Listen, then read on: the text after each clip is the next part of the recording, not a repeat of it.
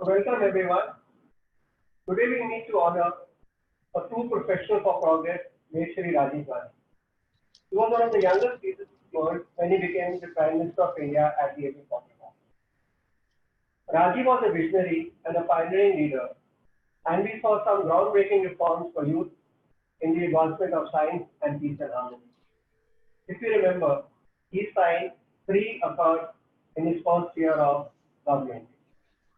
The All India Professionals Congress is India's first political platform focused on the needs and aspirations of working professionals and entrepreneurs in the country. The fundamental purpose of AIPC's existence is to build an ecosystem centered on the connection to the professionals.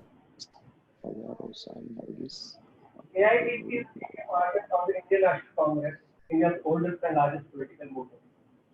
We are headed by Dr. Tharoor as a chairman, a 3-time MP, and he serves as the chairman of the Parliamentary Standing Committee on Information Technology, which has been in the news for all the right reasons right now.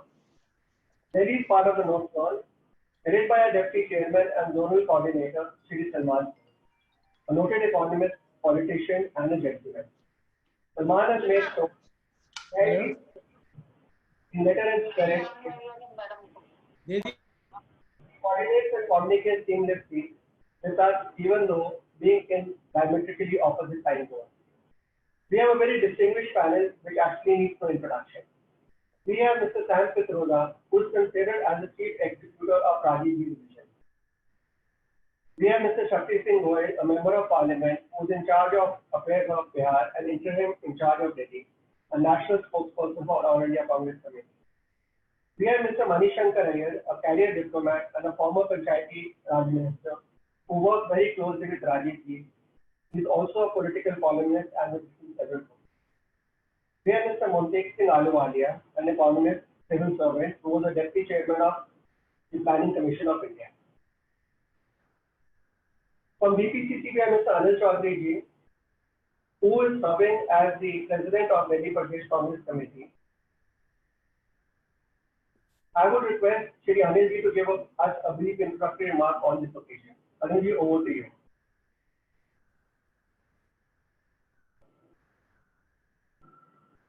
सभी को नमस्कार।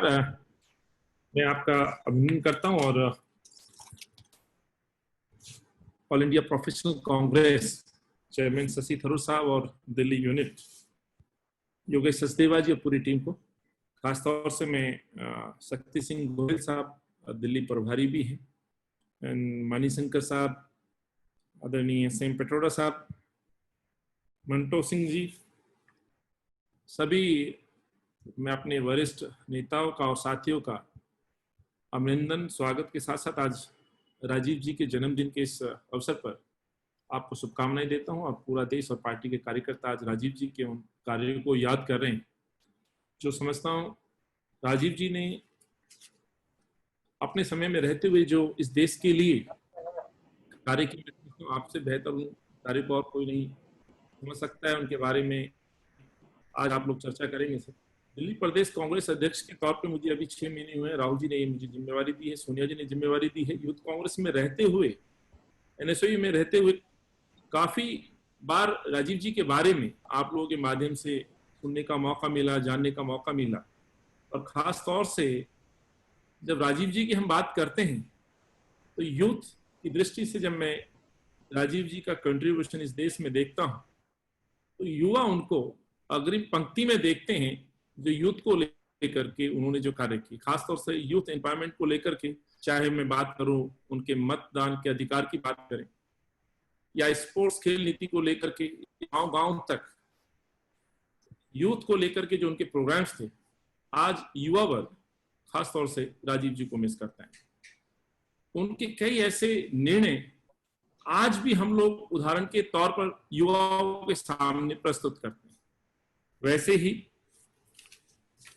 गांव को लेकर के, चाहे पंचायती राज की हम बात करें या जो इलेक्ट्रल हम कहते हैं पावर देश की, उस पंचायत राजीव जी ने सीधे तौर पर उन तक पहुंचाने का काम किया। महिलाओं का आरक्षण की हम बात करें, लेकिन एक खास तौर से जो आज के इस समय में सबसे ज्यादा जो चर्चा का विषय होता है टेक्नोलॉजी, और उसमें भी खासतौर से संचार क्रांति में कंप्यूटर को लेकर के जो उनका एक बहुत बड़ा ऐसा उस समय विजन था, सोच था। हालांकि कुछ विपक्षीय दल उस समय कुछ सवाल उठाते थे, प्रश्न उठाते थे, तो सर उन कामों को भुलाया नहीं जा सकता। एंड टेलीकॉम के सेक्टर में राजीव जी ने इंदिरा जी के समय और उससे पहले के जो कार्य थे कांग्रेस की सरकारों के इस देश में, जो उनको आगे बढ़ाने का काम जो राजीव जी ने किया, मैं समझता हूँ अपने प्रधानमंत्री रहते हुए और इंदिरा जी के समय में जो समय उन्होंने व्यतीत किया, जो हम सुनते हैं। I know sir, Montek Singh Ahluwalia साहब यहाँ हैं, सेम पिट्रोडा साहब, उनको भी हमने कई बार सुना है यूथ के कार्यक्रमों में। और आज भी कुछ ऐसे प्रश्न साथियों के भी होंगे, कुछ और ऐसी बातें होंगी जिनके ऊपर आप चर्चा करेंगे, लेकिन राजीव जी के उस अतुल्य योगदान को देश याद कर रहा है। और मैं इसीलिए खास तौर से दिल्ली यूनिट और शशि थरूर जी को इस चीज के लिए धन्यवाद देता हूं और बधाई भी देता हूं कि आज राजीव जी की उन तमाम चीजों पर हम चर्चा करेंगे, उनके द्वारा किए गए प्रयास, उनके बनाई गई नीति को लेकर के इस कार्यक्रम के माध्यम से जो लोग हमें सुन रहे हैं, जो जान रहे हैं, उनके भी मन में कुछ प्रश्न होंगे राजीव जी को लेकर के, उनके किए गए कार्यों को लेकर के। तो उम्मीद करता हूं वो तमाम बातें आज आप लोगों के बीच में डिस्कशन में आएंगी। तो मुदित भाई, मैं आपका आभार व्यक्त करता हूं और फिर से मैं योगेश जी से विनती करूंगा इस कार्यक्रम को हम आगे बढ़ाएं। धन्यवाद। जय हिंद। थैंक यू अनिल जी, बड़े संक्षिप्त में आपने अपनी बात हमारे सामने रखी। अब मैं मुदित जी को इंट्रोड्यूस करना चाहूंगा। Shri Mudit Agarwal, who is our Vice President at Delhi Pradesh Congress Committee and belongs to an illustrious family of freedom fighters. He has been one of the main proponents of today's event. During the last 3 weeks, he's worked tirelessly to help us put this event together. I thank Mudit ji on behalf of AIPC for doing this for us. And Mudit ji, I would like you to share your experiences with us. Over to you.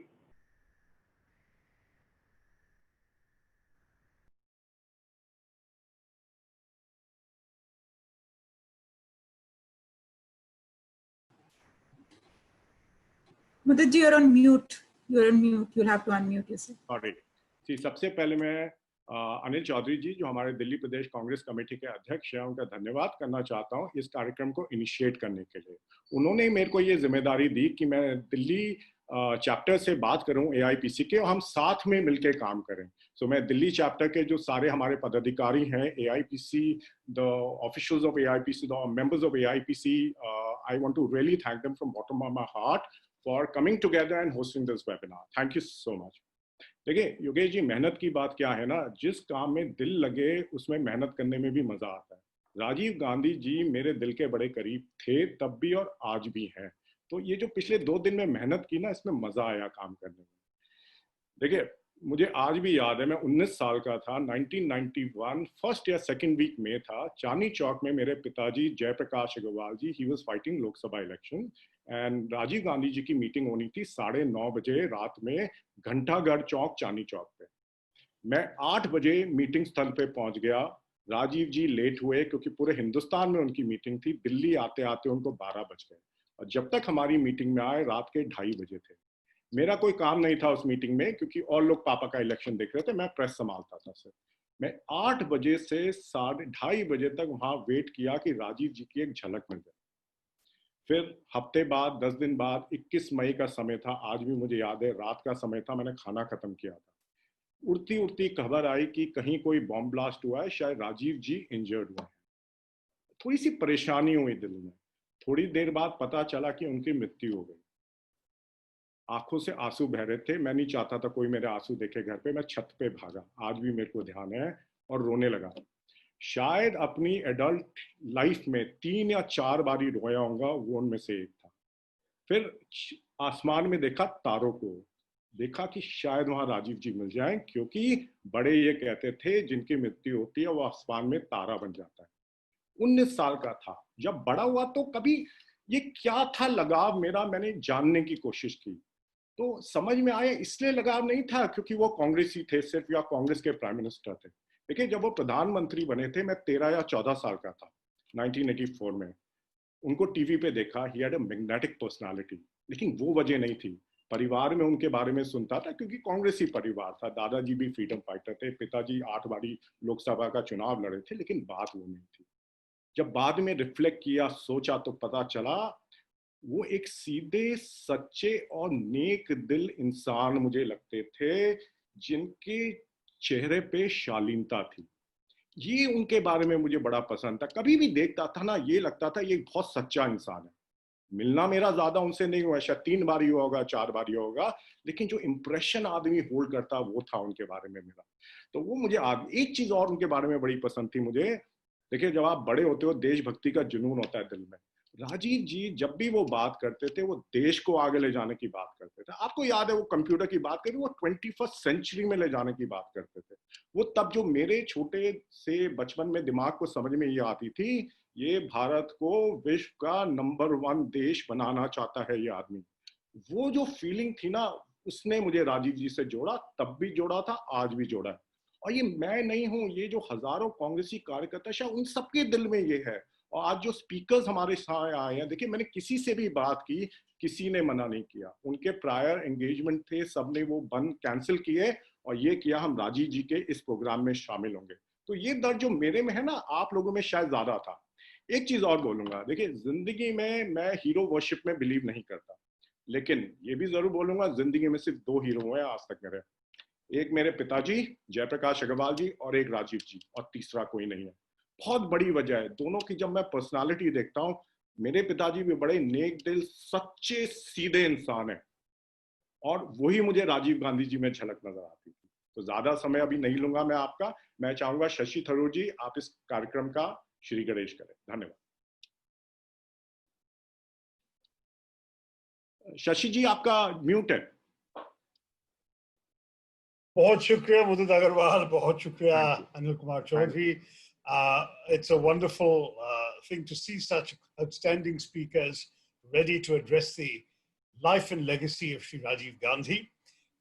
Before we get into the discussion, I do want to express a brief word of appreciation as chairman of the All India Professionals Congress for the initiative of the Delhi Pradesh Congress Committee in conducting this event and in getting the two organizations together. Of course, we are both offshoots of the AICC, but the AIPC works with professionals, you work with everyone. And what you've done, particularly in the last 5 months during the whole COVID lockdown, running Congress Ki Rasoi at over 100 places in Delhi, providing food to over 55 lakh people, distributing rations to over 4.5 lakh people, and handing over 1,000 sanitation spray machines to sanitize the wards of the Congress representatives.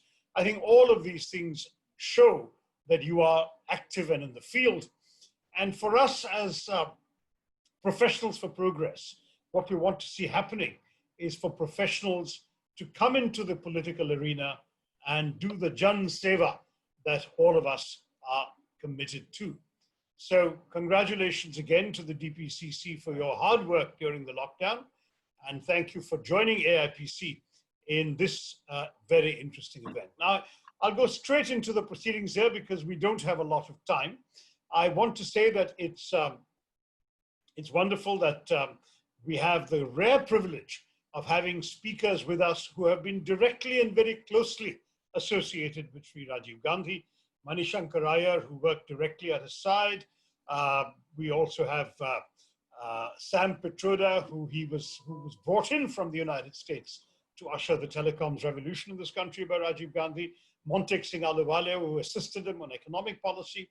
And then we had initially 3, but now 2 of the younger members of the Congress party who will speak from a different generational perspective. We did have Shushmita Dev, the current president of the All India Mahila Congress, but she had to drop out at the last minute, as has been explained. But Anil Chaudhary himself and Shaktisinh Gohil, who is a general secretary of the AICC, will also join the conversation.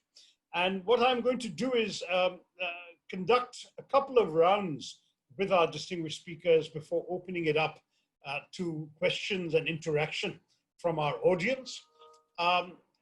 In the first round, I really want to ask about people's personal recollections and their general perspective on Rajiv Gandhiji's legacy. For myself, I only met him once, and in very different circumstances from our distinguished speakers.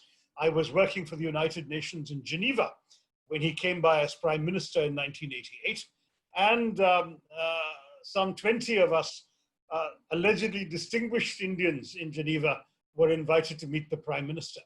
And it was quite extraordinary. It was in a kind of hall, a small sort of mini reception setting. And Rajiv Gandhi greeted us all and then spoke to us about the situation in India for about 45 minutes without a single note in his hand, and spoke with such tremendous command of his subject and tremendous feeling and compassion that he instantly won the appreciation and admiration of all the NRIs gathered in that little hall. And though it was only a brief personal conversation, I've never forgotten it, I've written about it. And then when the tragic news of his assassination came 3 years later, I was sitting on a podium at the United Nations and was asked by the New York Times whether I would write what became the first published reaction in the Western world, which I dictated on the telephone to them in a few minutes' notice. That's my, the sum total of my very limited connection with this extraordinary Prime Minister, the youngest Prime Minister we've ever had, a man of peace, of whom we can look back at the Mizo, the Assam, the Punjab Accords, a man of Panchayati Raj, something I know Mani Shankar Aiyar will want to allude to later, a man who reduced the voting age in India to 18 and brought in young people into our politics, and the man who presided over the IT and telecoms revolution in our country, the man who, in a word, built the bridge for India into the 21st century. And that is an extraordinary legacy that we'll try and parse in our conversation in the next hour or so. So let me start with you, Mani. Everyone knows you as somebody who really came into politics for the sake of your old school friend, Rajiv Gandhi. Tell us, first of all, about your own association with him, and in your view, what would be the principal lessons of his legacy for all of us? Over to you, Mani Shankar Aiyar. Shashi जी बहुत बहुत धन्यवाद, लेकिन आपने मुझे 2-3 minute का time ही दिया है, तो मैं ज़्यादा नहीं बोल सकता हूँ। मेरी उम्मीद है कि इस चर्चा के दौरान मुझे और बहुत से मौके मिलेंगे, जबकि मैं मुकम्मल तौर पर जो कहने का है वो मैं कह पाऊँ। फ़िलहाल शुरुआत के लिए ये मैं बताऊँ कि हालांकि मैं उनके साथ स्कूल में था और कि हम इकट्ठे कैम्ब्रिज में भी पढ़े, मैं उनको नहीं जानता था, बिल्कुल नहीं। और इसलिए मुझको बड़ी खुशी हुई जबकि तकरीबन उनके चुने हुए प्रधानमंत्री बनने के कोई 1 महीने पश्चात उन्होंने मुझको निमंत्रण भिजवाया कि मैं फॉरेन सर्विस को छोड़कर फिलहाल डेप्यूटेशन पर मैं प्रधानमंत्री के कार्यालय में काम करने के लिए आऊं। लेकिन जब मैं वहां पहुंचा तब पता लगा कि न उनको, न मुझको, न किसी को पता था कि मेरा क्या काम होगा। मेरे पास कोई काम नहीं था और इसलिए अरुण सिंह ने शायद ये सोचा कि क्योंकि एक सेक्शन ऑफिसर उनके दौरे का इंतज़ाम करता था कि वो काम मैं करूं। और मैं तो बहुत खुश हुआ कि मुझको भी उनके साथ सफ़र करने का मौका मिलेगा, और जबकि मुझे ये बताया गया कि वो दूर दराज इलाके में जाना चाहते हैं, ये उत्तर प्रदेश में नहीं, वो जाना चाहते हैं रेगिस्तान में, जंगलों में, द्वीपों में। और इसलिए वो काम से मेरा उनके साथ एक किस्म का लगन शुरू हुआ। और जबकि हम इधर उधर घूमते थे आदिवासियों के बीच में, बहुत ही दूर दराज इलाके हैं उत्तर पूर्व में, वहाँ रात भर चर्चा होती थी, हम जंगल में जाते थे और मैंने वहाँ देखा कि इनकी बड़ी हमदर्दी है आम भारतीय के साथ, और कि वो उनसे ही जानना चाहते हैं कि भारतीय होने का क्या मतलब बनता है। उनको पता था कि वो खुद उस सामाजिक वर्ग के हैं जिसमें बहुत से फायदे मिलते हैं, लेकिन आम जनता होने का अनुभव नहीं है। तो उस अनुभव क्या है, उसको सीखने के लिए वो जनता के बीच में घूमने लगे, और रफ्ता रफ्ता वो करने से मुझको आखिर में जाकर एक काम मिला कि मैं पंचायती राज का काम करने के लिए उनका साथ दूं, और उसके बारे में मैं आपसे बात करूंगा। फिलहाल मैं बस इतना ही कहना चाहता हूं कि उनमें वाकई ममता थी। वो चाहते थे कि प्रधानमंत्री होने के बावजूद उनका जो पूरा क्या कहते हैं काम जो होना चाहिए, उनका जो योगदान होना चाहिए, वो गरीबों का सेवा करना और उनका उत्थान करवाना, और सबसे जरूरी गरीबों आम आदमी का भागीदारी आश्वस्त करना, ये उनकी जिंदगी का सबसे पहला मकसद था।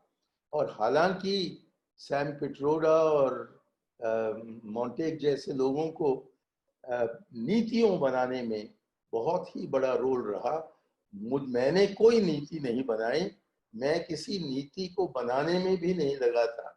उनके साथ घूमता था और अपने आंखों से देखता था कि वो कैसे सहानुभूति प्रकट करते थे गरीबों के लिए, दबे हुए तबकों के लिए। और ये राजीव गांधी जो कि झोंपड़ी में जाते थे, उस राजीव गांधी को मैं जानता था।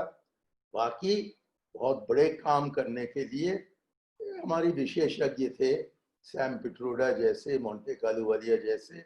मैं तो बस उनका मैनेजर था टूर्स एंड ट्रेवल्स के लिए। इसके अतिरिक्त उन्होंने मुझे एक और काम दिया बीच में, मतलब काफी महीने बीतने के बाद, कि उनके जो भाषण थे वो मैं लिखूं। और उसको लिखते लिखते, भाषणों को लिखते लिखते मेरा भी राब्ता इन विशेषज्ञों से बढ़ा, और फिर जो वो कहते थे उसको उन शब्दों में डालने का, जो कि राजीव गांधी के शब्द थे, उसमें डालने का काम मेरा रहा। और इससे भी मेरा संपर्क उनके साथ काफी करीब रहा। तो आज के दिन मैं उनका याद बहुत कर रहा हूं, और मैं आपका और खास तौर पर मुदित अग्रवाल का बहुत ही आभार हूं कि मुझे ये मौका दिया है इस चर्चे में भाग लेने का। धन्यवाद। जय Hind. Dhanyavad Maniji, thank you very much, and I think many of the audience will be happy you address them in Hindi. बहुत धन्यवाद। और बड़े काम करने वालों को I'll now turn to Sam Pitroda. Sam, you were living in America, but came over to commit yourself to Rajiv Gandhi's dream of taking India technologically into the future. Why don't you tell us about your own experience and what you see as his big legacy? Sam Pitroda. Thank you, Shashi. Greetings from Chicago. I had the privilege to work with Rajiv Gandhi for almost 10 years. I first met him in 1980 when I was at Indira Gandhi's house to give a presentation on how IT and telecom would change the face of India. He was there with most of his colleagues, Arun Singh, Arun Nehru, Vijay Dhar, and others.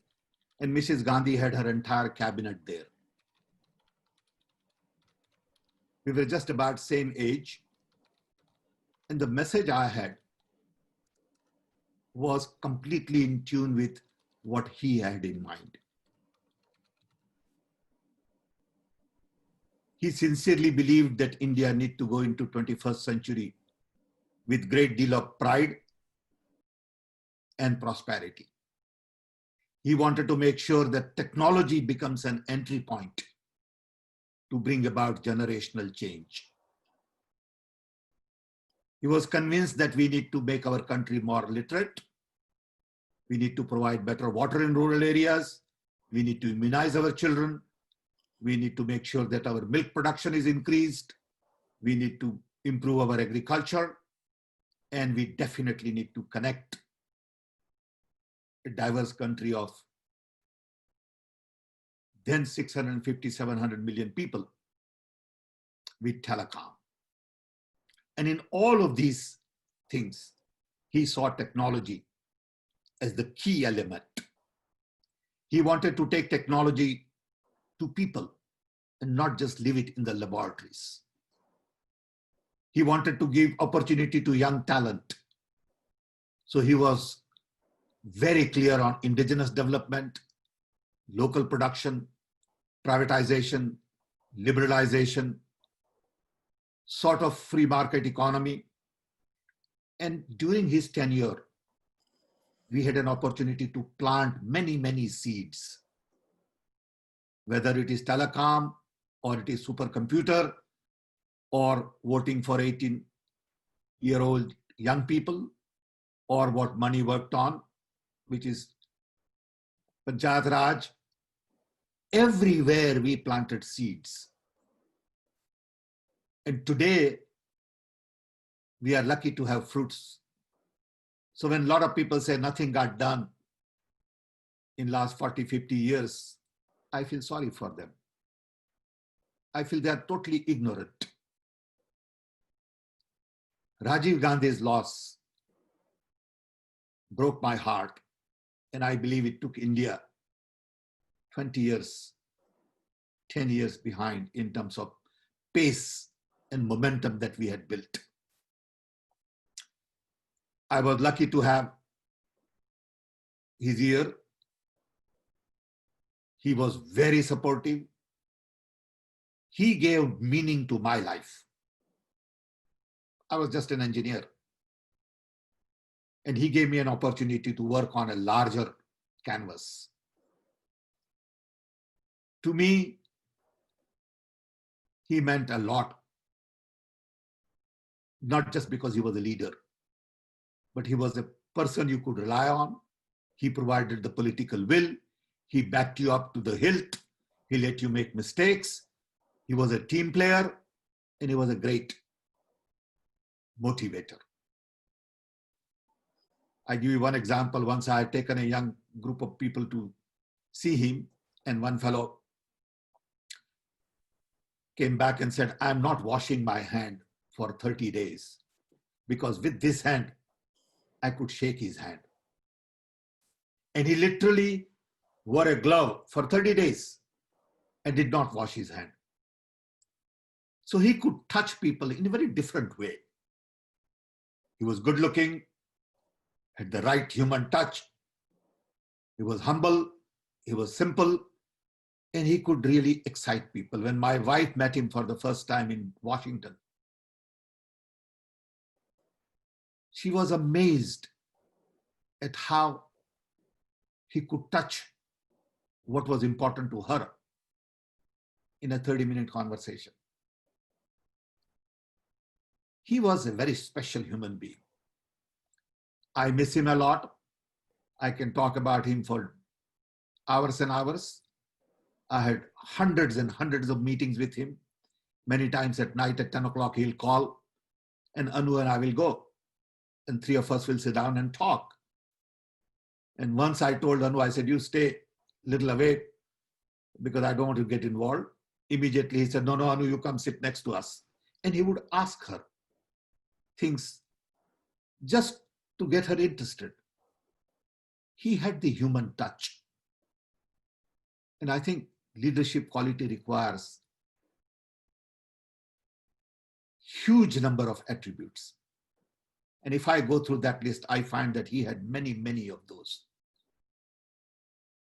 I'm sure we'll get to talk more about telecom, but I can just briefly summarize by saying, then we had 2 million telephones. Then we did not do any business in software export.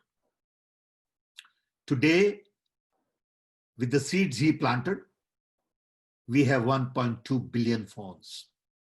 We are a nation of a connected billion.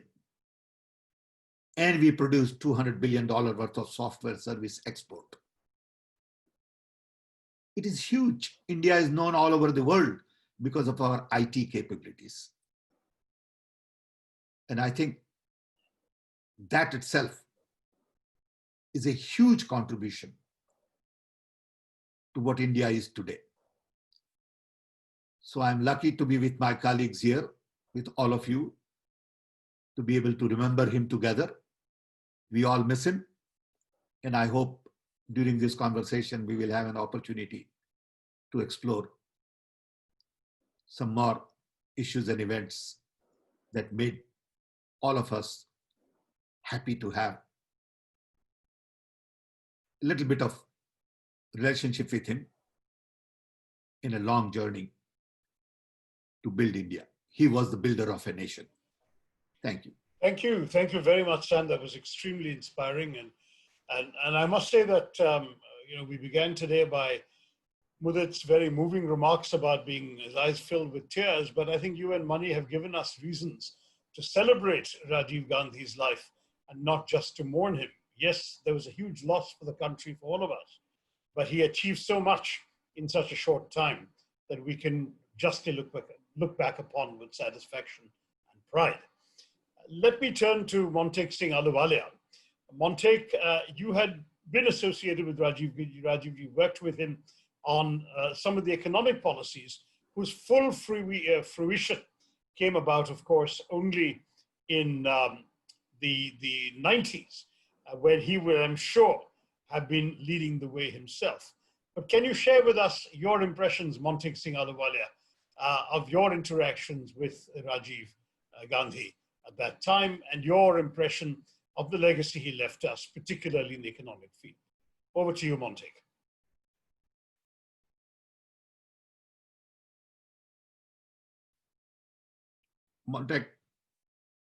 Montek, you're muted.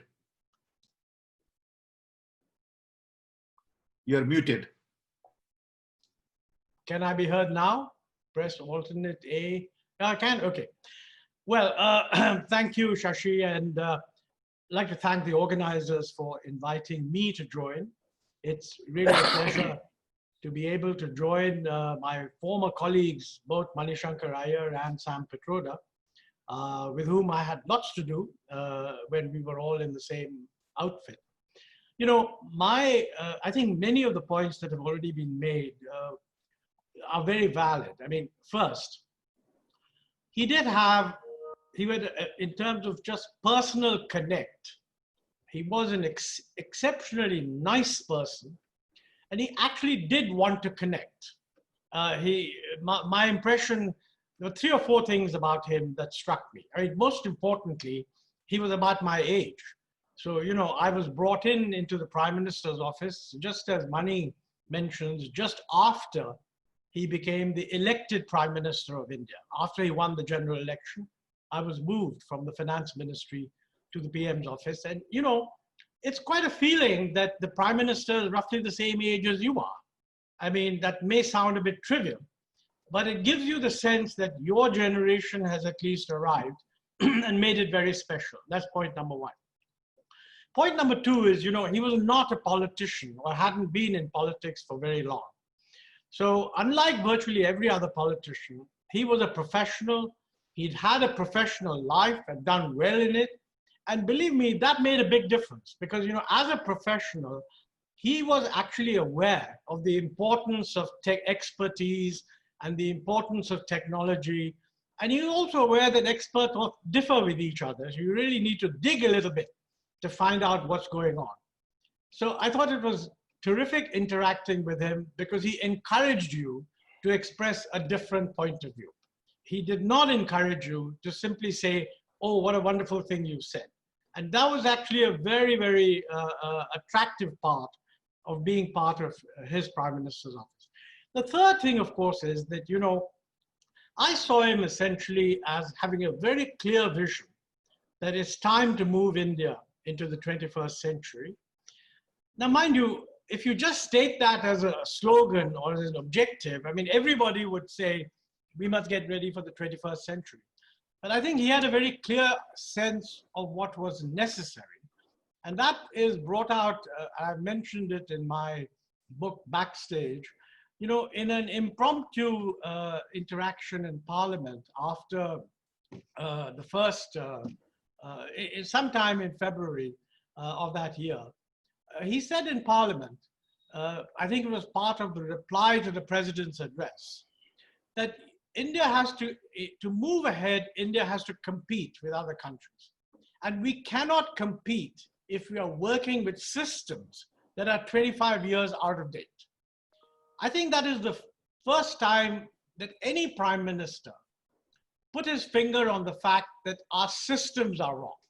He didn't exactly say how they should be changed.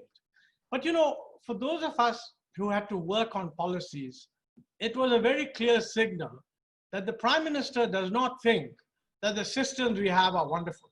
I mean, the principles we have, the objectives we have are wonderful. But he himself feels that these systems are really not functioning well.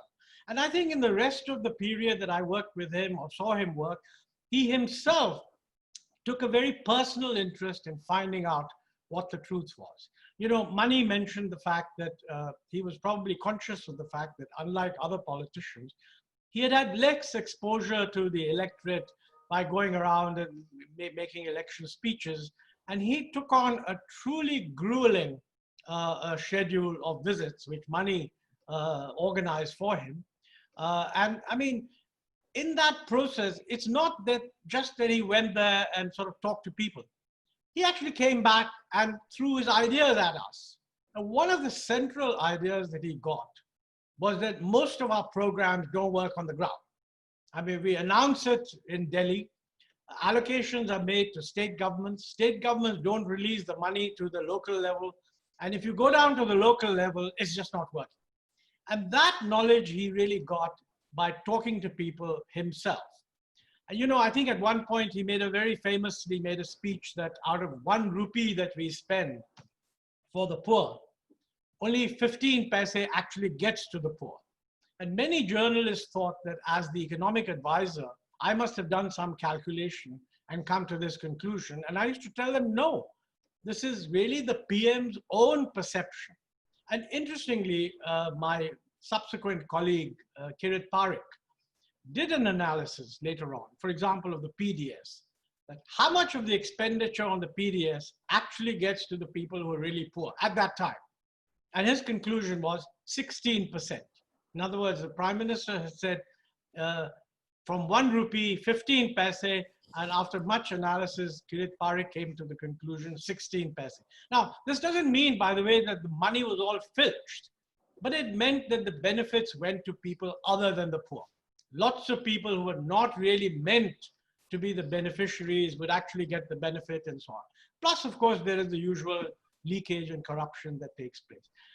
You know, I think he also had a sense, a good example of his detailed interest in getting things moving, and his knowledge that looking forward, we got to think of what Sam called, you know, the IT telecom. I mean, technically, the internet didn't exist in his time. I mean, the internet came on stream in 1993, but he was very interested in computers and he was very interested in telecom.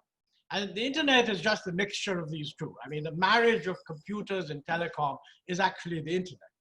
Now, you know, very early in the day, during his prime ministership, Hewlett-Packard came to the conclusion that they would like to set up a sort of a software development center in Bangalore. And that would work with their main offices in Houston, linked up by satellite. And everybody thought it was a good idea. But the problem was we didn't have a satellite link capacity. So these guys said that, look, we're quite willing to set up the relevant Earth station to give us the linkage. But the Department of Telecom raised the question that no, under our system, that cannot be done by the private sector. It's reserved for the public sector. You know, this whole issue of whether things should be reserved for the public sector or not is something I discussed with him on many occasions. But he was a very practical person. He sort of gave the signal that, look, this is going to be good for India. And as Sam says, it has been phenomenally good for India, because we sort of, at one stage, we became the sort of back office of the world and so on. What he said was, what he accepted, after he gave the signal that we've got to fix this, and when we communicated to the Department of Telecom that, look, the Prime Minister wants to solve this problem, they themselves came up with a solution that they would bring the equipment, they would lease it to the Department of Telecom. The Department of Telecom would appoint someone who would run the show, although actually, until we learned all about it, one of their own guys would be running the show, and the link became operational. Now, you know, in one sense, if we had good systems, it should not have required a prime minister's intervention to get this done. And I think that's really what he meant, that we have systems that are totally out of date. And I think if you expand what happened in the 1990s, later on, it was a rethinking of those systems. Now, while he was there, he himself made many changes in those systems as far as industrial policy was concerned. But I think the real total change came about in the 90s. And even there, the change was actually quite gradual, which is really why the benefits surfaced much later. I mean, if you're going, the good reasons for being gradual, you want to take people along, you don't want to have too much of a shock, but one consequence is that the benefits get delayed. So when India, during the period 2004 to 2010, India began to grow at an average growth rate of 8.3%. That is the consequence of a start which occurred in the second half of the 80s, built up in the early 90s, and to be fair, continued by subsequent governments. I think this each government builds on what comes before it. Now, as an economist, you know, I used to feel that we're not doing enough. And certainly, you know, compared to China, which also started its reforms in 1983, India was slow. But, you know, in China, there was one big difference, and that was that Mao Zedong had really mucked up the economy. So when Deng Xiaoping came in 1978, I mean, Deng Xiaoping was regarded as a capitalist roader. He had been pushed out. Mao himself brought him back in. He had long experience of government. He'd been in it for 30, 40 years.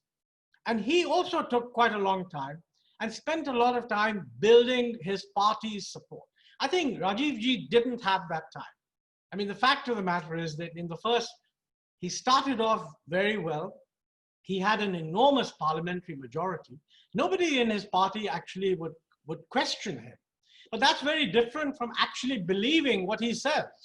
And you know, for that, you need to engage people. I mean, he started this business of informal discussions with cabinet ministers. They once had a meeting in Sariska. And of course, he was criticized for that. It's too luxurious, although frankly, it wasn't. He really felt that you needed to discuss these things threadbare and bring them all out. I mean, that money will tell you that when the Panchayati Raj discussions took place, he took an enormous number of discussions all over the country involving deputy secretary level people. So I think this is the issue. I think the Congress party actually never questioned his leadership, but I don't believe it understood the real meaning of his message. Now, maybe it was our fault in the PMO, we didn't spread it out. It's too, you know, unless you have a critical approach, you don't actually understand what the real message is. And in that sense, I think he really started the process of change, which has continued. And I just hope that that questioning, for a big and diverse country like this, that questioning is very important. And it helps government. It slows things down a little bit, but it builds a broader base for consensus. So thank you, Montek. That's my take. Thank you. That's a very constructive intervention. Thank you so much. And we will indeed get back to money on Panchayati Raj very quickly. But let me turn to Shaktisinh Gohil for his perspective on Rajiv Gandhi's legacy seen from, I suppose, someone of another generation. Shaktisinh, it's your turn. Thank you very much, Shashi ji. Delhi Pradesh Congress committee के अध्यक्ष अनिल चौधरी जी, शशि थरूर जी, मणिशंकर जी, श्याम पित्रोड़ा जी, मोंटेक सिंह जी, मुदित अग्रवाल जी, सलमान सोज और साथियों, मुझे क्या कहना है उसकी थोड़ी मुश्किल लग रही है। श्याम भाई हमारे गुजराती भाई है, वो समझ सकते हैं। हमारी एक प्रार्थना गुजराती में है, उनके कुछ लफ्ज मुझे इस वक्त पे याद आते हैं। वो प्रार्थना ये है, हे ईश्वर भले ते वाक चातुर्य आप्यू परंतु मने वखत सरनु मौन आपजे। इसका मतलब ये है कि हे गॉड, हे भगवान, भले ही तूने मुझे अच्छी ऑरेटरी दी, पर जब बुद्धिमान लोगों के बीच में रहूं तब मुझे मौन रहने की क्षमता देना। आज अनिल चौधरी जी ने और मुदित भाई ने बुद्धिमान स्पीकर्स के बीच में मुझे बिठा दिया है, तो मेरे लिए बहुत लंबी बात करना उचित भी नहीं होगा। राजनीति में बिना टिकट मांगे टिकट मिले, और वो भी कांग्रेस पार्टी में, वो असंभव माना जाता है। मैं खुशकिस्मत था, लॉ कॉलेज का स्टूडेंट था, टिकट मैंने मांगी नहीं थी, और राजीव गांधी जी ने सीधा ऊपर से नाम दिया कि इसको विधानसभा लड़ाना है। और पहली असेंबली में जब जीत के आया, एक कैंपस का स्टूडेंट, लॉ कॉलेज का विद्यार्थी, वो राजीव गांधी जी की बदौलत आया था।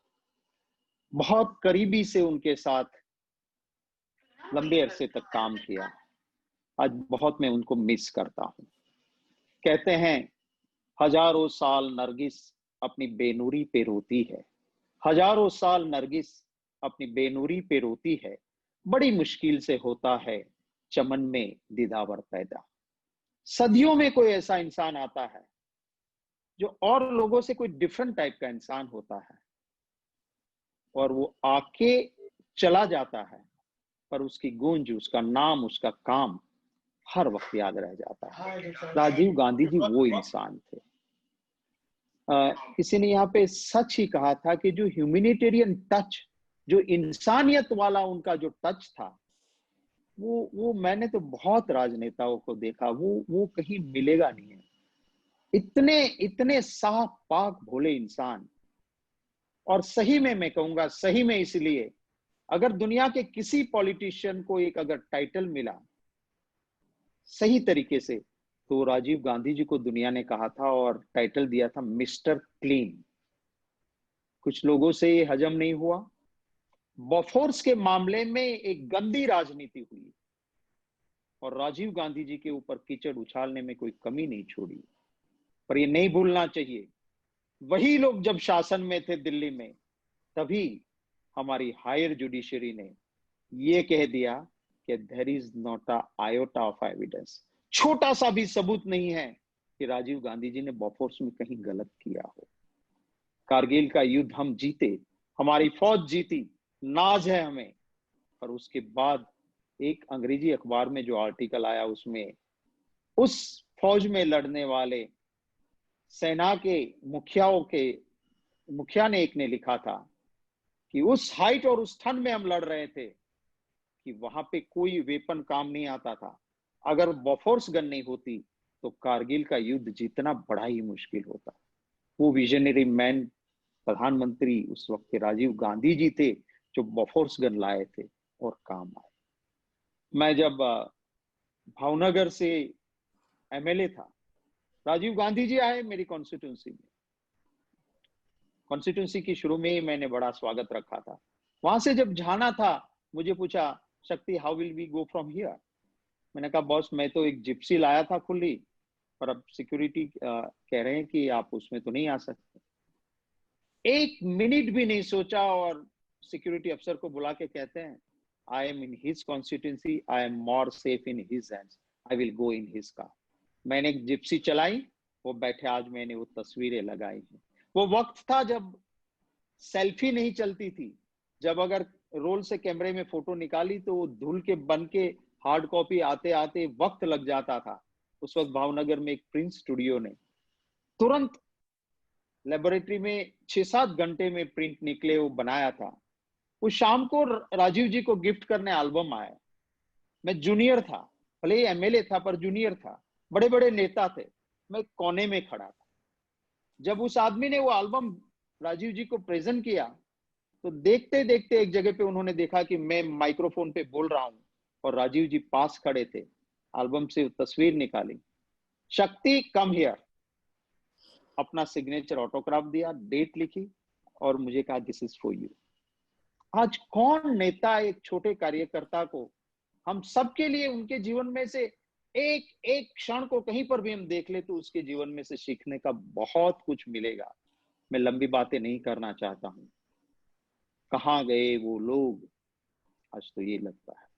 अटल बिहारी वाजपेयी जी ने पार्लियामेंट में कहा था, बड़प्पन देखिए राजीव जी का, कि मैं बीमार हूं और मेरी ट्रीटमेंट कर सकूं, इसलिए मुझे स्पेशली डेलीगेशन में अमेरिका भेजा।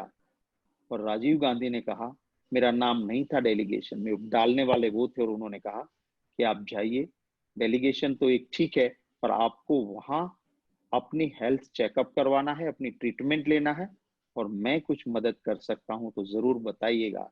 और वो वाजपेयी जी ने कहा था कि मैं आज जिंदा हूं तो राजीव गांधी जी की वजह से हूं। आज के राजनेता जो घटिया राजनीति करते हैं, बिलो बिल राजनीति करते हैं, दुश्मनी के साथ राजनीति करते हैं, इन सबको भी अगर कुछ सही लोकतंत्र, सही राजनीति सीखना है तो राजीव गांधी के जीवन चरित्र को समझना होगा, देखना होगा, और थोड़ा सा भी उसका अनुसरण कर सके तो करना होगा। Thank you very much Shashi Tharoor ji, thank you. और मैं एक दिल्ली के प्रभारी होने के नाते सभी मेरे गेस्ट का दिल से धन्यवाद करता हूं। आपने वक्त निकाला, हमारे दिल्ली कांग्रेस के इस प्रोग्राम में आप आए। आप सभी मेहमानों का दिल से धन्यवाद करता हूं जो साथी देश और दुनिया से हमारे साथ जुड़े हैं। उन सभी को भी शुभकामनाएं, स्वस्थ रहें आप और आपका परिवार। आप सभी का भी बहुत बहुत धन्यवाद। Thank you very much. बहुत बहुत शुक्रिया शक्ति सिंह जी, बुद्धिमान और अनुभवी दोनों हैं आप। अच्छी बात है कि आपने ये सब हमें बता दिए। और अनिल चौधरी जी, आप भी आपके तरफ से राजीव गांधी जी की जो आपके में विरासत है, आप कुछ कहना चाहेंगे?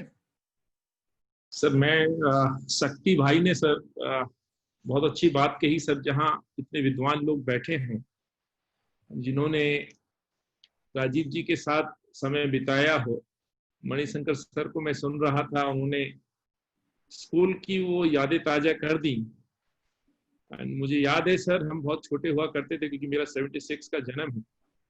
तो स्कूल डेज में जब हम पढ़ रहे थे तब राजीव जी के बारे में सुनते थे, टीवी में देखते थे, इतना राजनीति में इतना सक्रिय नहीं थे। NSY मैंने 95 में ज्वाइन की और मेरा दुर्भाग्य रहा कि मैं उस समय राजीव जी के समय में उस संगठन में काम नहीं कर पाया जहां शक्ति भाई जैसे लोगों को बगैर कहीं मौके मिले। लेकिन ये सब परंपरा आज भी जारी है, राहुल जी में वो छाप दिखती है। और उस महान नेतृत्व को लेकर के आज मैं कई कार्यक्रमों में सर शामिल हुआ। तो शब्द नहीं है हमारे उस नेता के लिए, पर कई अच्छी बातें मैंने सर आप लोगों से आज जानी, मेरा सौभाग्य रहा, सुना। स्कूल समय, फिर सरकार में रहते हुए कितनी ऐसी योजनाएं, गांवों को जोड़ना, महिलाओं के लिए अधिकार प्रदान करना। एंड शक्ति भाई ने कहा, ये बड़ा गर्व महसूस होता है इस संगठन के साथ जुड़ने का, कि जो लोग उन पे लांछन लगाते रहे, आरोप लगाते रहे, शायद वो व्यक्ति इतना उदारवादी कहें, मानवता हृदय उनका इतना करुणा से भरा हुआ था कि उन्होंने अपने विपक्ष को कभी दुश्मन की दृष्टि से नहीं देखा। और अटल जी के ये शब्द मैं समझता हूँ आज के इस परिवेश में जहां राजनीति जिस निचले स्तर पे पहुंच रही है, आज विपक्ष को जिस दृष्टि से देखा जा रहा है ये दुर्भाग्यपूर्ण है। इस देश की खूबसूरती, सुंदरता यदि मैं समझता हूँ राजीव जी ने सपना देखा वो इसी में है कि हम सबसे पहले हिंदुस्तानी हैं, हम इस देश के वासी हैं। ये कांग्रेस ने, राजीव जी जैसे नेताओं ने हमें ये दिखाया है। और आज मैं इतने महान नेतृत्व के सामने, आप लोगों के सामने आपको सुन पा रहा हूँ। ये सौभाग्य मिला एक गांव से निकले हुए बच्चे को, जिसकी ना कोई पृष्ठभूमि थी, ना राजनीतिक पृष्ठभूमि थी। तो शक्ति जी ने जो कहा सर, कहीं ना कहीं हम पे भी लागू होता है। सरकारी गवर्नमेंट स्कूल से पढ़ करके यदि आज दिल्ली प्रदेश कांग्रेस के कार्यालय में आप जैसे लोगों को राजीव जी के बारे में आपके माध्यम से सुनना बहुत भावुक भी करता है, हौसला भी बढ़ाता है। सो एक बार मैं भी शक्ति भाई ने जैसे कहा आभार व्यक्त करता हूं। और मुदित भाई और दिल्ली चैप्टर में खासतौर से शशि सर, आपको मैं कई बार सुनता हूं, और सैम सर को यूथ कांग्रेस में हमने पहले भी, जब मैं प्रोग्राम था तब भी उन्होंने लाइव वहां से किया था। जब भी उनसे आग्रह करते हैं आप लोग अवेलेबल होते हैं।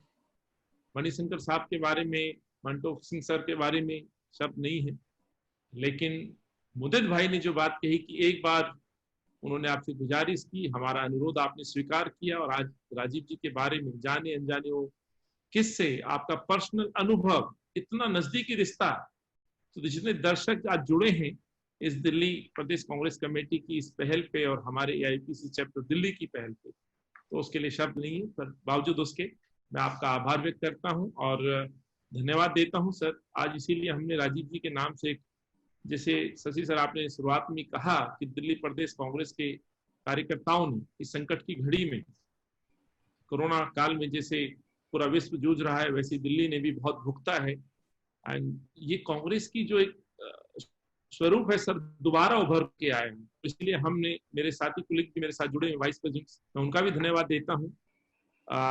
आओ मदद का हाथ बढ़ाएं कार्यक्रम हमने शुरू किया सर। इस आपदा में एक चीज फिर से उभर के आई, और मैं कहता हूँ इस बात को, आजादी से पहले का भी वक्त हम लोगों ने सिर्फ सुना है, क्योंकि देख तो मैं नहीं पाया हूँ, लेकिन अपने बुजुर्गों से, अपने उन साथियों से, आप जैसे लोगों से सुनते हैं कि कांग्रेस का, नेताओं का, कार्यकर्ताओं का एक ही ध्येय होता था, इस देश को आजाद कराना, इस देश के लिए नीतियां बनाना और इस देश के लिए संघर्ष करना।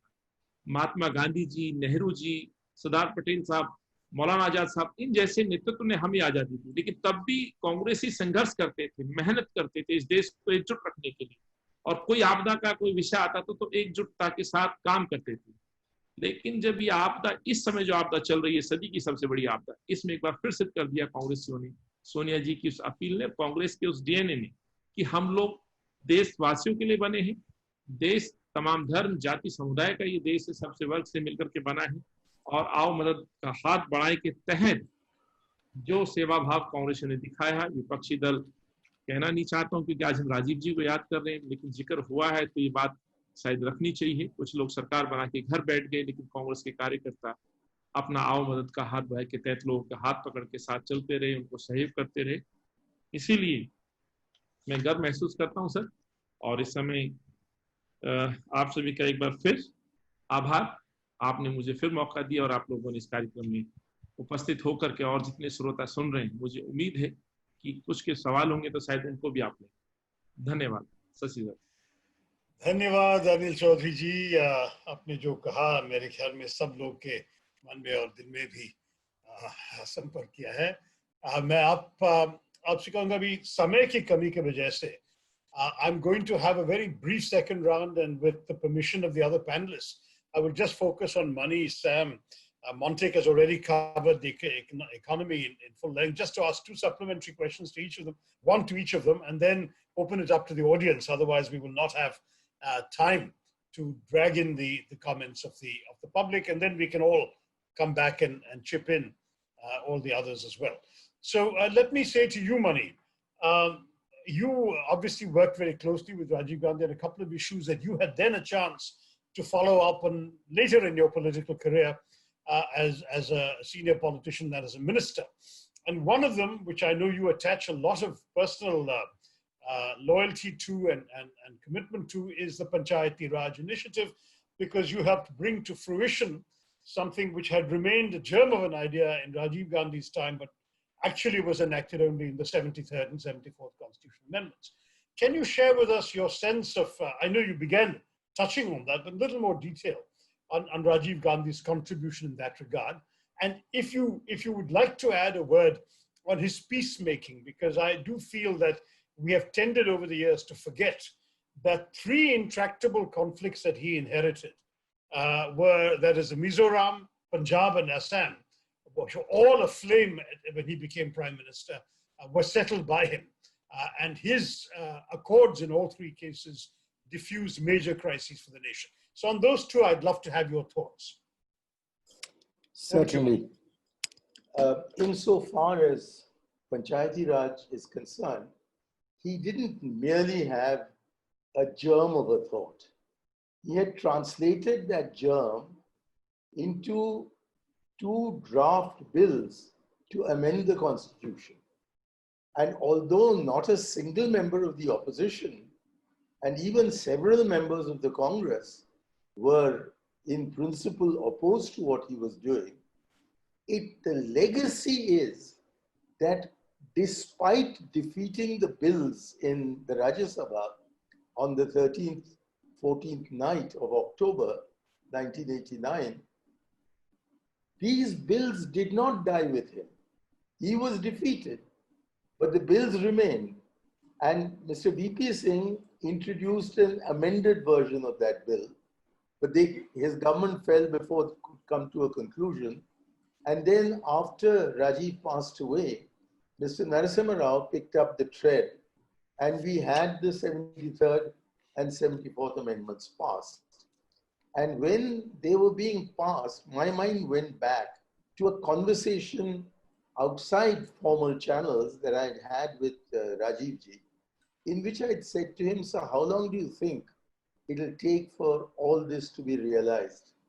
And he smiled and said, "At least a generation."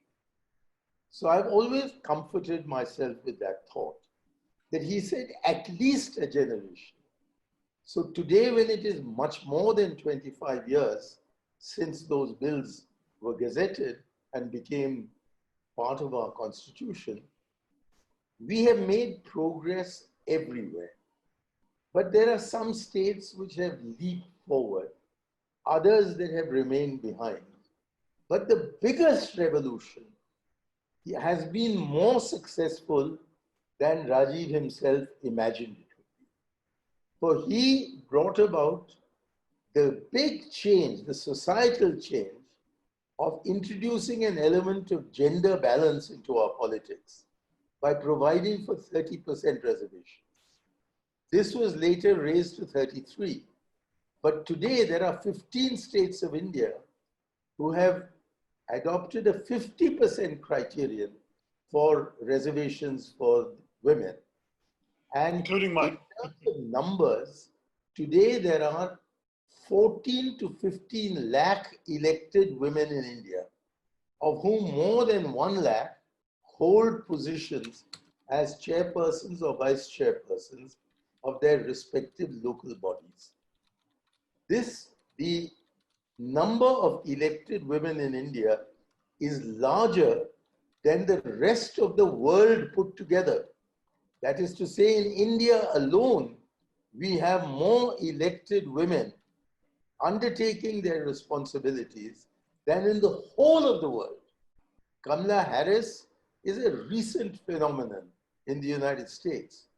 But the women sarpanchas of India are today a 25-year-old phenomenon. And that achievement, I'm sorry, neither the Congress Party, nor our women intelligentsia, nor women in general, nor even the country at large is willing to appreciate as to how much of a change has been brought about in our society as a result of that move. Moreover, there are states of India which have leaped ahead in involving the people of India in this exercise, in the exercise of their own development. I would fault the processes of economic reform that were started in the early 90s for having neglected this aspect of total reform. Yes, economically, we certainly moved forward, but inequality has increased vastly. And there has been some, but not adequate, involvement of the people in this process. If the people had been involved through Panchayati Raj, immediately after the passage of the acts in 1993, their gazetting in 1993, then I think today there would be a much greater celebration of the achievements of economic reforms than is actually felt among the people. And I regret that. But anyway, because it's in the Constitution, because it's more beneficial to the people of India, that is the poor people of India, the oppressed sections of our society, than any amount of increase in per capita incomes could provide them, we found that the system has prevailed and that we have a large amount of progress, which I can't go into the details of in this short discussion, but enough to make one feel that since Rajiv said it will take at least a generation, we have done a generation. We have made Panchayati Raj ineluctable, irremovable, and irreversible. That's such a major achievement compared to the condition of local government before Rajiv came in. And Rajiv's fundamental idea that you could not get people into governance until and unless the constitution provided for it is the one perception that I think at one stage only he had. I don't even think most members of the Prime Minister's office shared that vision. I remember at that time Veer Sanghvi coming to me and saying, what's this eccentric idea that you and Rajiv are pushing? No one else is enthused by it. Now they weren't. The cabinet was not. And yet the country was persuaded, which is why we still have it. And if only when we come back to power, which I hope will be one day, perhaps under you as Prime Minister, I don't know. But at some stage, when we do return to a position of being able to take this country forward, I hope there will be full recognition that of what Rajiv had perceived and worked extremely hard for. You mentioned that he consulted people. Do you know that a total of 25,000 people from every section of society, from every section of the bureaucracy, from the planning commission to the IAS officers, they were all consulted. And it was out of this manthan, as he himself put it, that the Amrit of Panchayati Raj was delivered to this country. Thank you, Mani. That was absolutely fascinating. We really must prioritize in the Congress party today. In fact, I deeply regret that where we had a slogan, Congress ka haath, Garib ke saath, we changed it to Congress ka haath, Aam Aadmi ke saath. And this middle class, the Aam Aadmi, have all gone to the BJP, and we've not been able to mobilize the poor. So please remember, whatever the achievements on the economic front, we are basically an extremely poor country. And unless the people of India perceive that the Congress is with the poor, I don't think we'll be able to make the comeback. Perhaps we don't even deserve to make the comeback. But as and when we do make the comeback, and that will perhaps be after I'm dead and gone, I hope we will continue Rajiv's basic perception that until there is inclusive governance, we cannot have inclusive development. It's Thank you, Mani. Democracy and grassroots development that can take this country forward. Thank you very much, Mani. That was inspiring and passionately expressed. And I certainly hope you will be around and very much a part of the return to power of the Congress party, where it can serve people, the Aam Aadmi and the Garib. आप कह सकते हैं कि ये आम आदमी के साथ जब कहते हैं उसमें शामिल है गरीब आदमी भी, लेकिन that's a different conversation. We are out of time for our part of the discussion, but I'd like to ask Sam Pitroda. Sam, you witnessed some of the resistance in this country when Rajiv Gandhi first brought in computers, and I remember some of our left friends actually attacking the LIC office. I was a child in Mumbai when the LIC office was attacked when the first computers came and computers were smashed, when there was talk of a telecoms revolution. Certainly, Sam, you are identified with all those ubiquitous STD booths everywhere around the country, the PCOs, the public call offices, all of that was transformative. But at the same time, there were people saying in a country where we can't afford clean drinking water, what are you talking about telephones? Telephones are a luxury. So what I wanted you to address, Sam, is how you sensed Rajiv Gandhi understood that resistance and how he proposed to overcome it and to carry on despite that popular resistance. Over to you, Sam, but you have to unmute yourself first.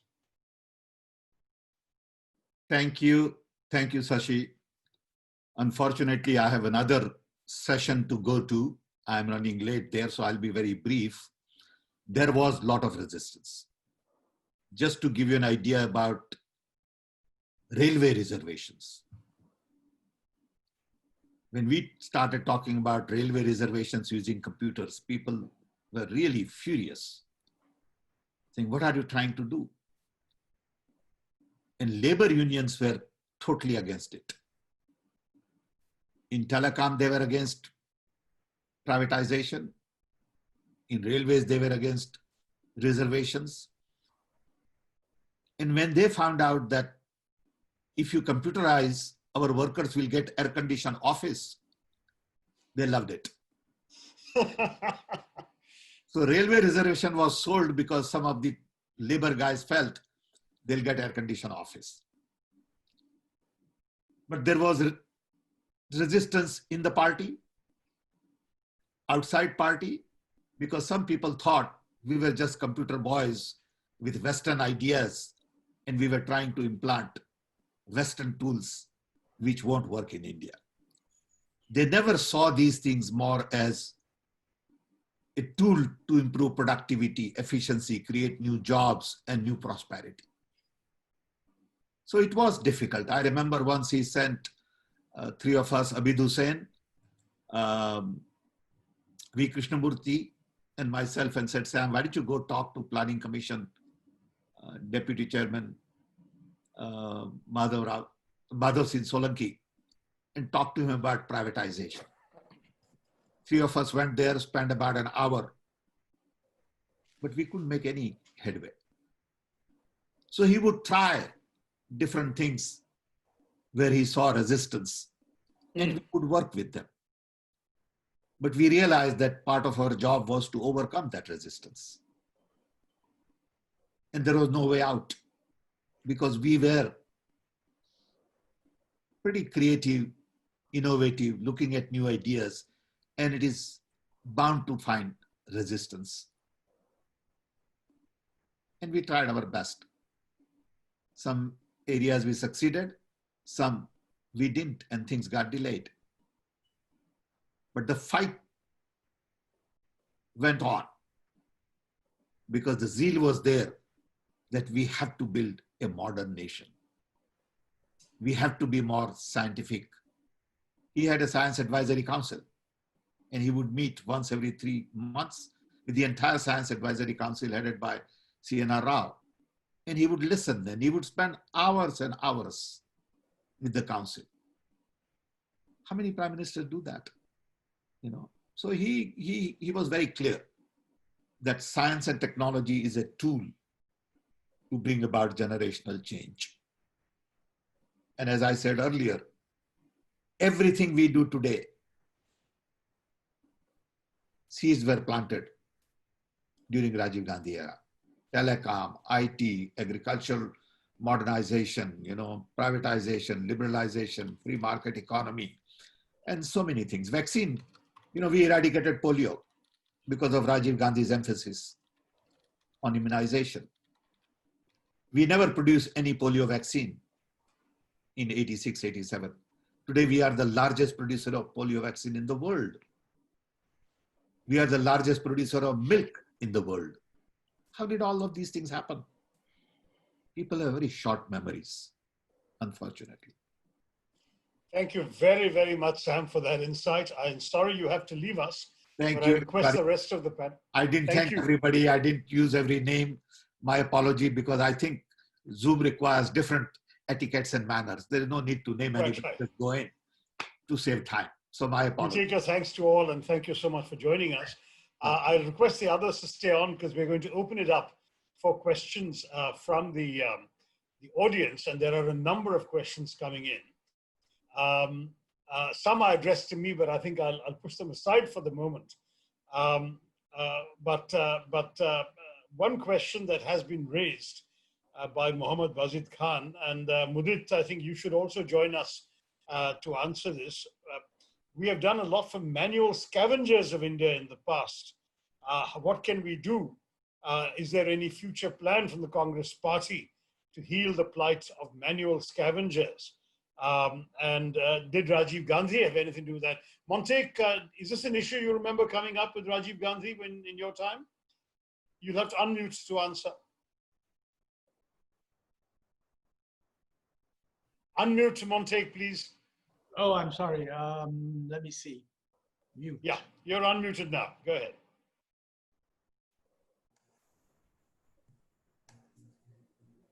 No, you've gone off. I'm sorry. You have muted again.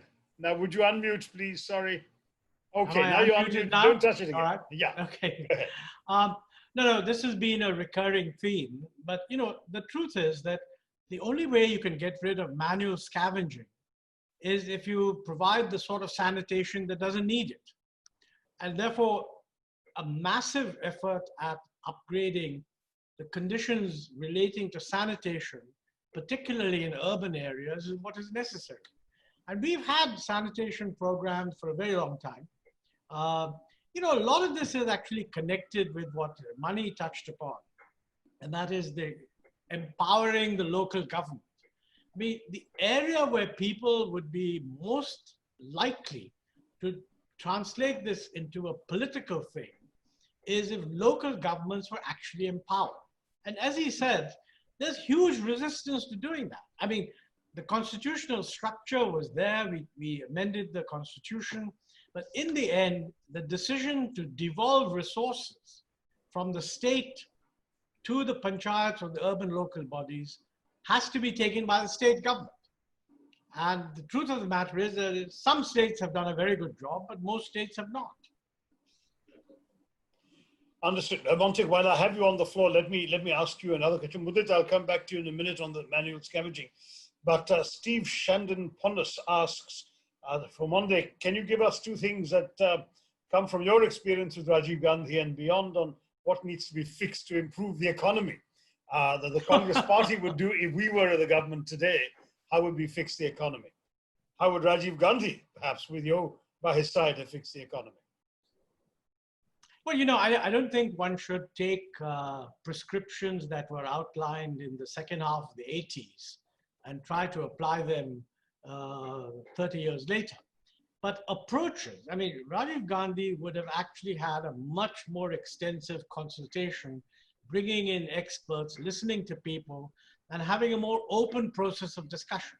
Now, fixing the economy right now, I mean, is especially difficult for all over the world because the world is grappling with the COVID-19 problem. And,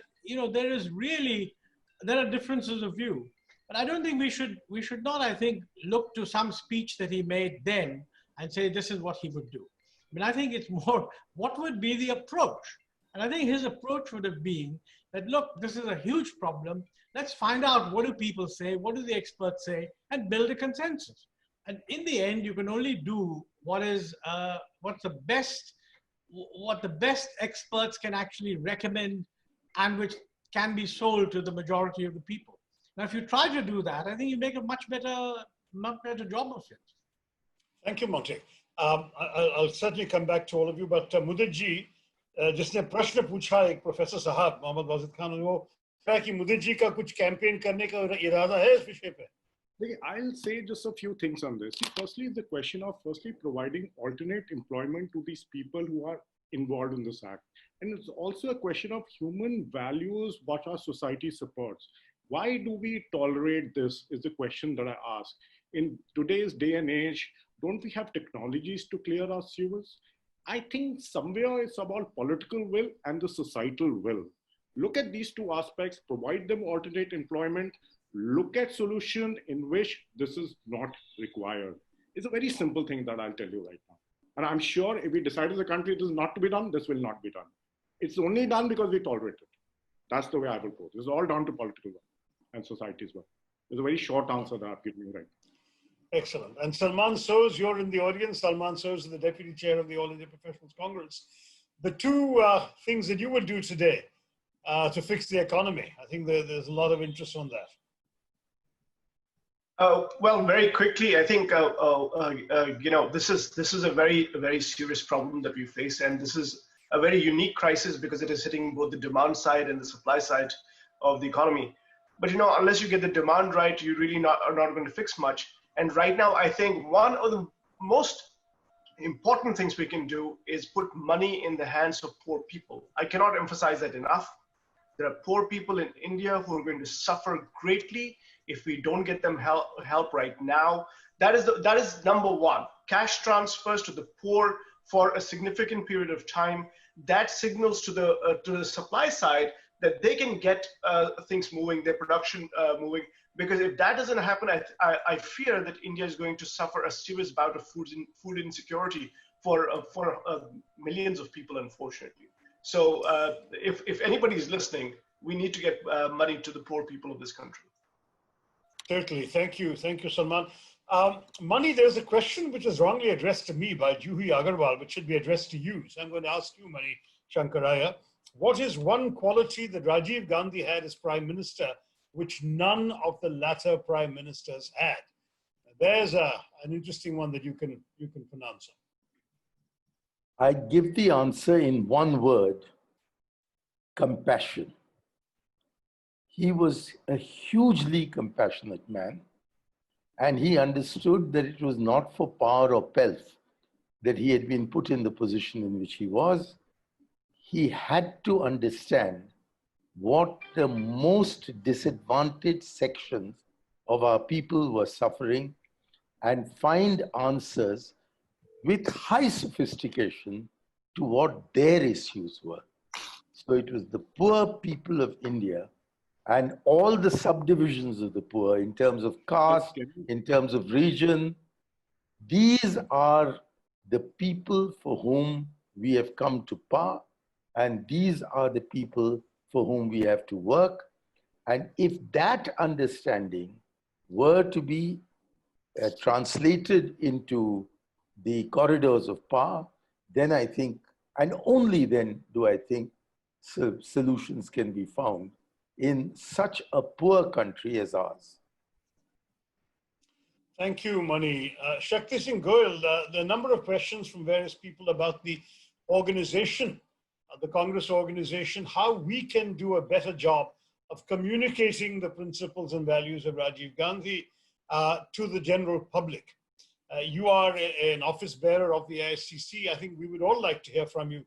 What do you think we should be doing more of in terms, and the DPCC is of course attempting to communicate through this very event today.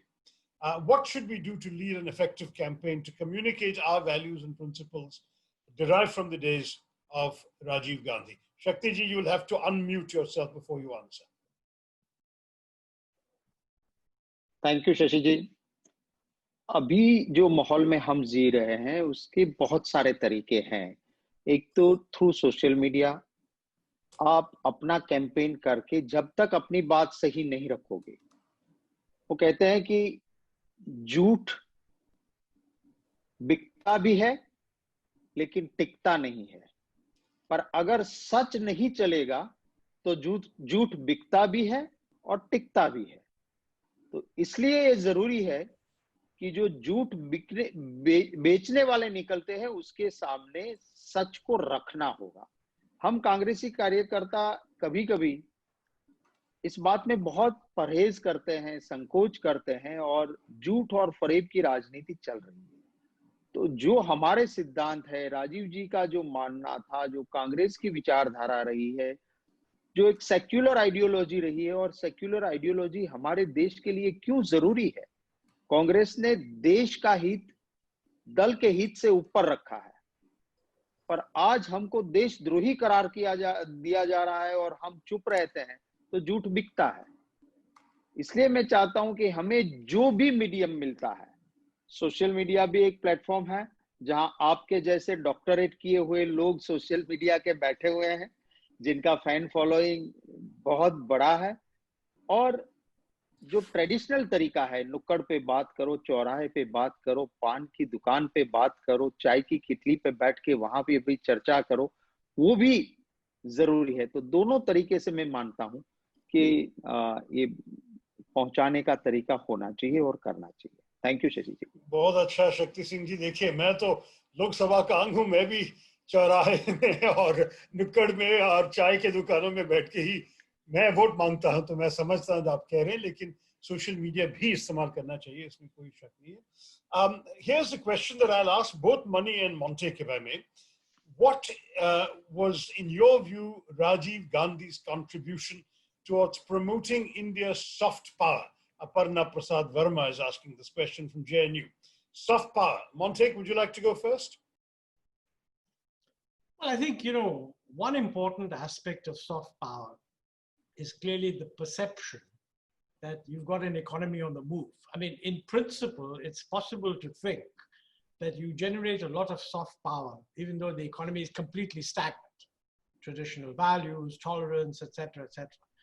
I mean, I think that he articulated what we have normally called our national sort of positions, but it was on the basis of a projection that India is on the move. I mean, when he talked about the 21st century, when he talked about India occupying a larger space in the world, and I think he carried credibility. Certainly tolerance, toleration, and indeed celebration of diversity. I think he made it evident to people outside that we are a multi-linguistic, multi-regional, multi-everything kind of society. And combining that with a very active democracy is very special. I mean, there's no other society that is this diverse, which was also democratic. And I think he demonstrated that he actually cared about being a democratic person and leading a party that was participating in an active democracy. That was very big. I mean, let's remember that, you know, when he lost the election, I mean, the size of the Congress party at that time was actually quite large. But he opted not to try to form a government because he said, look, we haven't been given the mandate. Since then, we've had governments formed with minute, much smaller majorities, and nobody's thought twice about it.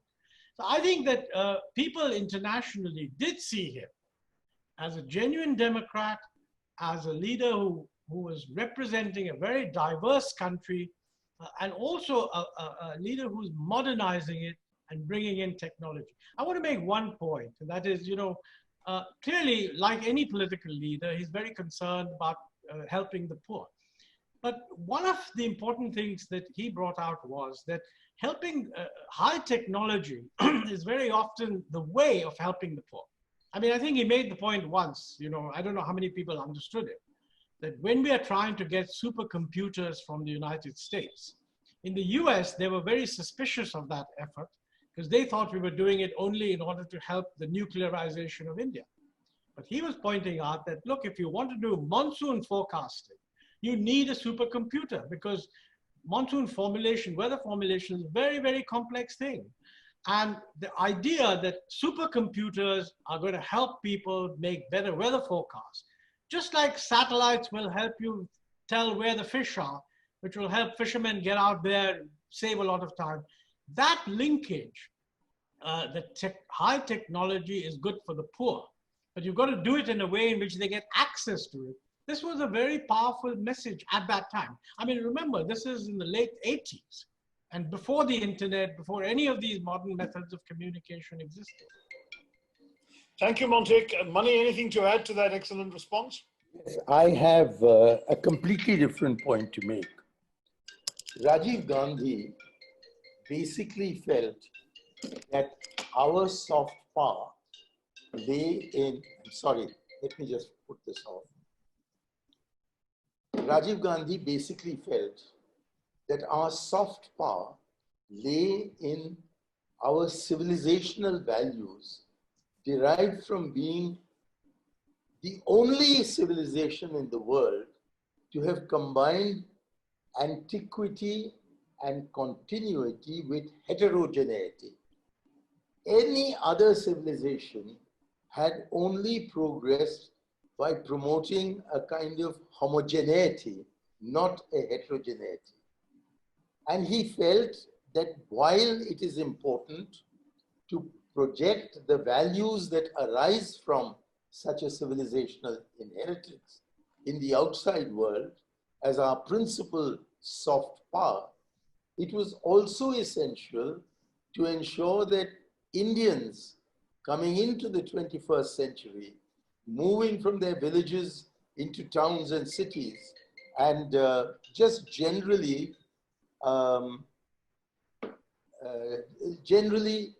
getting uprooted from their traditional environment, they should be reminded of what they've left behind and exposed to what has never been exposed to. And that it is the performing arts that are the most effective way of getting people to understand what India is. for having audiences in Haryana to look at the artistic achievements of Karnataka. This is the kind of thing that he felt necessary for maintaining the unity of our country, strengthening it, and enabling us with confidence to say that as we move into the 21st century, we are retaining our historical civilization. He was linking antiquity to the present. And in doing this, he had this notion, which again, most of my colleagues in PMO never did understand, which was to set up the zonal cultural centers and arrange every couple of years for the zonal cultural centers to get together and in 6 or 7 places around the major cities, Delhi, Mumbai, to hold cultural festivals that were open to the public. His argument was that with our academies, we have succeeded in bringing about a cultural renaissance in India. But the fruits of this renaissance are restricted to those members of the Aam Aadmi class who are able to buy tickets to go into, let us say, the City Fort Auditorium. And his idea was that why don't we provide opportunities for the best in our culture to reach the attention of the poorest in our country. And that is why we had these zonal cultural centers. Unfortunately, it's all deteriorated very badly after he left, because unlike Panchayati Raj, where he was able to leave a legacy, on the cultural front, he left behind institutions that are still alive 30 years after we set them up. But they do not have the kind of political support and the kind of messaging service that they were initially intended for. But I do think that in building up the soft power of India within the country, he was making a major contribution to our being able to project soft power, which I think is much more than IT. Of course, that's important because it gives us money.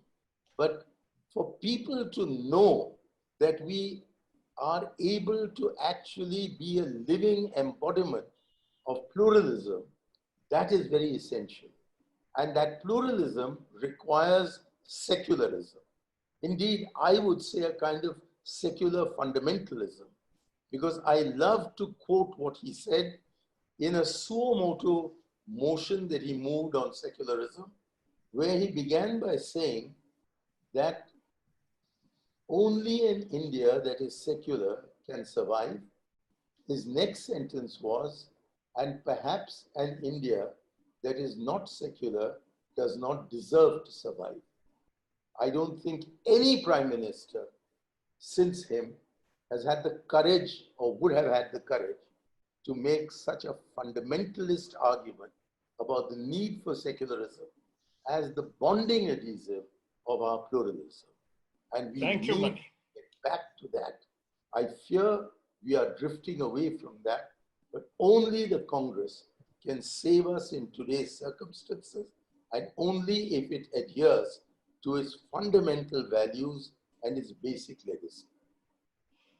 Thank you very much, Mani. We are now 4 minutes over time. I have dozens of questions I've not been able to ask our distinguished panelists while we're out of time. There are 41 new messages and questions that have come in, even while the last ones are being answered. So it's a measure of how much interest this conversation about Rajiv Gandhi, his life and his legacy, has generated amongst the public. There was a question addressed to everybody from Sridhar Bhatia. Can you kindly point out a few principles of Rajiv Ji which the country needs to follow today? I think, Mr. Bhatia, the answer lies in the entire discussion, because through it you've seen and heard many of the principles that all our distinguished speakers have brought out. His faith in democracy, his deepening the democracy by extending it to the young, to women, to the grassroots, the panchayats, the villages, his desire to make the meaning of our democracy and our performance apparent to the Garib, to the ordinary people of our country. His compassion that Mani Shankar Aiyar stressed. And as many speakers alluded to, he was at the same time a professional.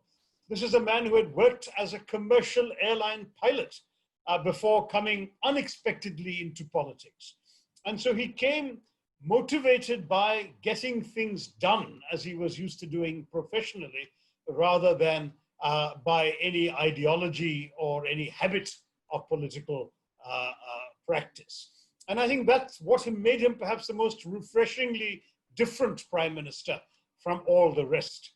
And I hope that we will be able to approach politics with that same degree of professional competence, the same compassion and belief and faith in the principles of our democracy, and at the same time with the determination to get things done, to change the reality of life for the majority of our people. I will now hand over back to Mudit Agarwal to wrap up the evening with my own word of thanks to all the excellent speakers who conducted such an enlightening discussion for us. On behalf of the All India Professionals Congress, I want to thank the Delhi Pradesh Congress Committee for having joined us in this fascinating exchange. And I certainly hope that we will be able to give all of your interesting thoughts a wider audience on the internet. Thank you again, Shankar Aiyar, Montek Singh Ahluwalia, Shaktisinh Gohil, Anil Chaudhary. We've missed Sam Pitroda, who had to leave us a few minutes early. But thank you all, and now back to Mudit Agarwal to wrap up. Thank you, Shashi Tharoor ji. Thank you so much. See, we at DPCC believe in working with all the frontals as well as departments and cells of AICC. We really believe that we should work together and propagate message of Congress down to the grassroots. This is the philosophy with which DPCC is working, and we will need all your support to fulfill this. I would now hand over to Salman Sood Saab or Alim Sahab, jo bhi ek thank you note ke liye. Thank you.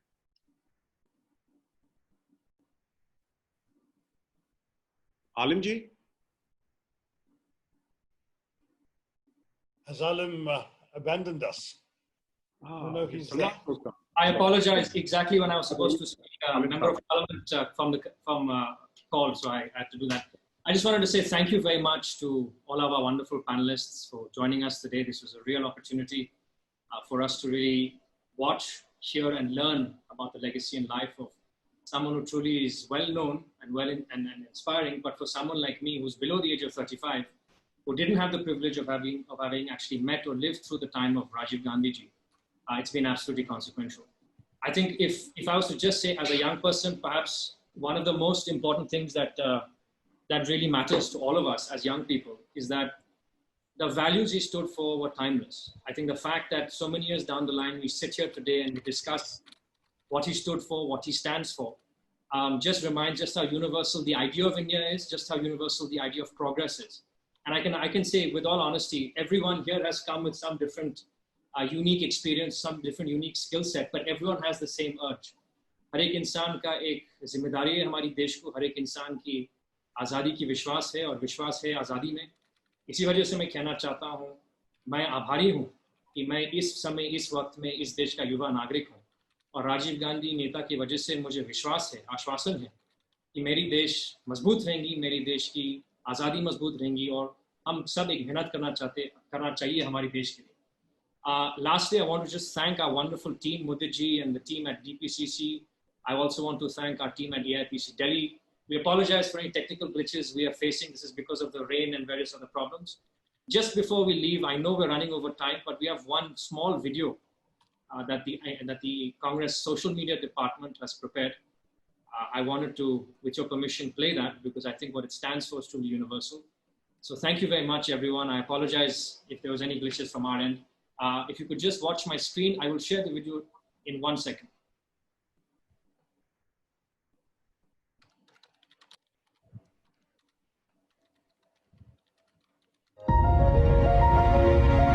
India is an old country, but a young nation.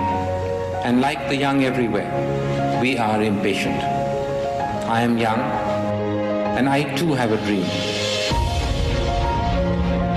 I dream of an India strong, independent, self-reliant, and in the forefront and the front rank of the nations of the world in the service of mankind. I am committed to realizing that dream through dedication, hard work, and the collective determination of our people.